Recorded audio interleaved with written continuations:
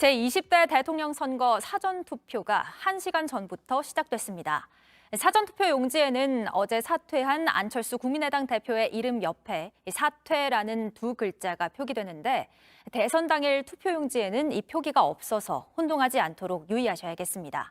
코로나 확진자는 내일 오후 5시부터 투표가 가능합니다. 보도에 유미애 기자입니다. 사전투표는 오늘과 내일 오전 6시부터 오후 6시까지입니다. 주소지와 상관없이 전국 3,552개 사전투표소 어디서나 투표할 수 있습니다.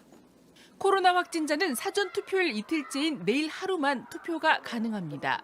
내일 오후 5시부터 외출이 허용되고 오후 6시 전까지 사전투표장에 도착해야 합니다. 신속 항원 검사에서 양성이 나왔더라도 PCR 검사에서 확진 판정을 받지 않았다면 일반 유권자 투표 시간에 투표할 수 있습니다. 투표 용지엔 안철수 대표와 김동연 후보의 이름 옆에 사퇴가 표기됩니다. 투표소에서 투표 용지를 바로 출력하기 때문에 가능한 겁니다. 다만 안 대표가 대선 투표용지 인쇄 시작일인 2월 28일 이후에 사퇴하면서 대선 당일 투표용지에는 사퇴 표기가 없어 주의가 필요합니다. 사전투표 첫날인 오늘 이재명, 윤석열, 심상정 후보 모두 사전투표로 일정을 시작하는데 김혜경, 김건희 씨 등 부인과 함께 투표하는 모습은 보기 어려울 전망입니다. 초박빙 접전 구도가 이어지는 상황에서 두 배우자 모두 부정적 여론을 의식해 대선 때까지 공개 등판은 없을 것이란 관측에 힘이 실립니다.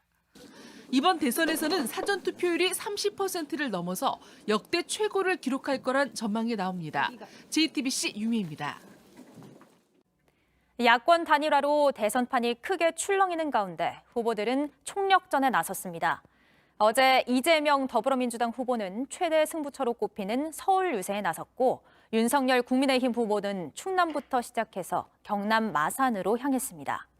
오늘 두 후보는 각각 서울 광화문과 부산에서 사전투표를 하고 지지층의 투표 참여를 독려할 예정입니다. 황예린 기자입니다. 이재명 후보는 서울 종로를 찾아 여성이 안전한 나라를 만들겠다고 했습니다. 성범죄로부터 여성의 일상을 확실히 지키겠습니다. 피해자들이 더 빠르게, 더 확실하게 보호받고 더 안심할 수 있도록 법과 제도를 대폭 정비할 것입니다. 앞서 구조적인 성차별은 없다고 발언한 윤석열 후보를 직격했습니다. 여성들의 이 불평등과 차별을 극복하기 위한 우리 모두의 노력을 폄훼하지 않을 것입니다.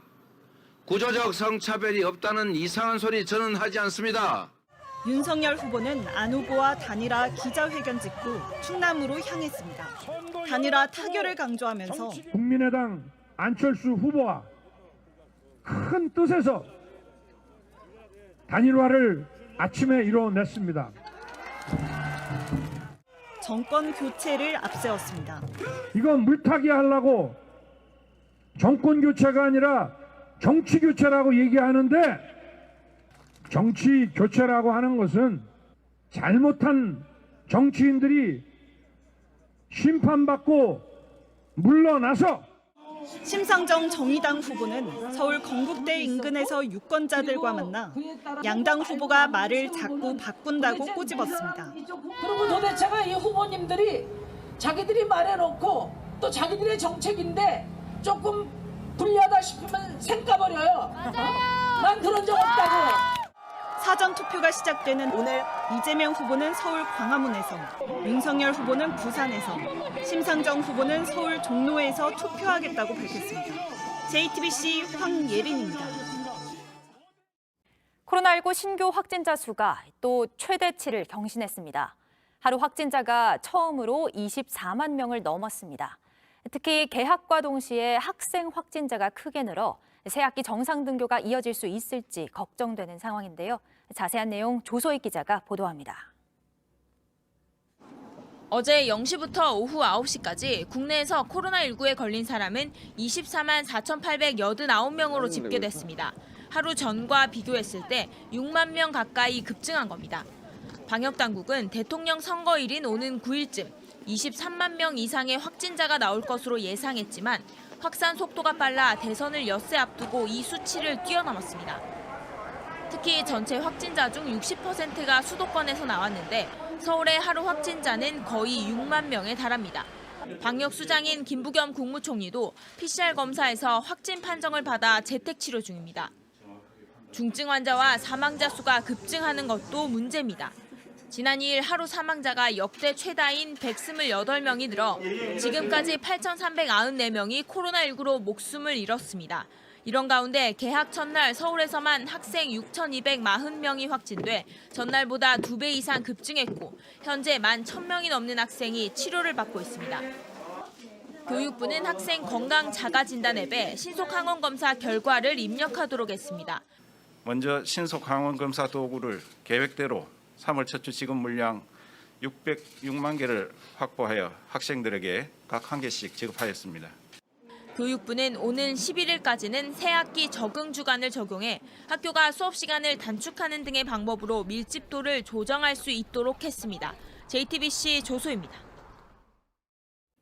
한편 지금의 거리 두기가 적용되는 기간은 아직 일주일 넘게 남았는데요. 정부가 다중이용시설의 영업시간 제한을 또 푸는 쪽으로 가닥을 잡았습니다.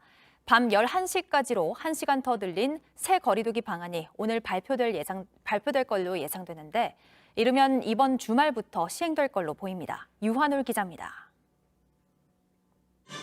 정부가 다중이용시설 영업시간을 밤 11시로 1시간 늘리는 방안을 유력하게 검토 중입니다.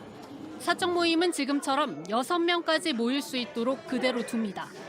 현행 사회적 거리두기와 마찬가지로 이번 주말부터 당장 시행할 것으로 보입니다. 정부가 다시 한번 완화 카드를 꺼내든 건 소상공인과 자영업자 피해를 더는 두고 볼 수 없다고 판단했기 때문입니다. 계속 이렇게 그분들한테 짐을 지고 가라고 할 수는 없잖아요. 일종의 사회적인 위험을 우리가 나눠지면서 그분들한테도 뭔가 좀 희망이 있다는 걸 보여주려면. 확진자 증가세가 완만해졌다는 판단도 작용했습니다.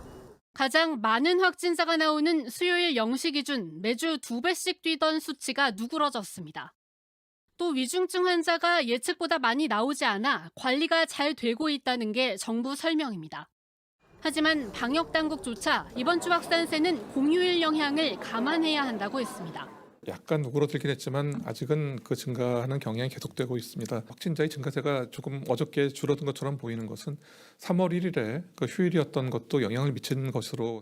더욱이 정부는 현행 거리두기 발표 때 상황을 충분히 평가하기 위해 시행 기간을 3주로 둔다고 강조했습니다. 그 말을 뒤집고 완화 방안이 나오면 다음 주 대선을 의식했던 비판도 피하기 어려워 보입니다. JTBC 유한울입니다. 금요일인 오늘은 전국 대부분 지역에 봄비 소식이 있습니다. 강원 동해안을 제외한 중부와 전북 지역에 5mm 정도의 비가 예상되는데 양이 적어서 메마른 대지를 적시기에는 역부족입니다. 비와 함께 천둥과 번개가 치는 곳도 있겠습니다. 영남 지역엔 여전히 건조특보가 발효돼 있어 화재 예방에 주의하셔야겠습니다. 오늘 서울의 낮 기온은 14도, 대전이 16도까지 오르겠고 미세먼지와 황사 등이 유입되며 서울 등 한반도 서쪽 지역의 미세먼지 농도가 높게 나타나겠습니다.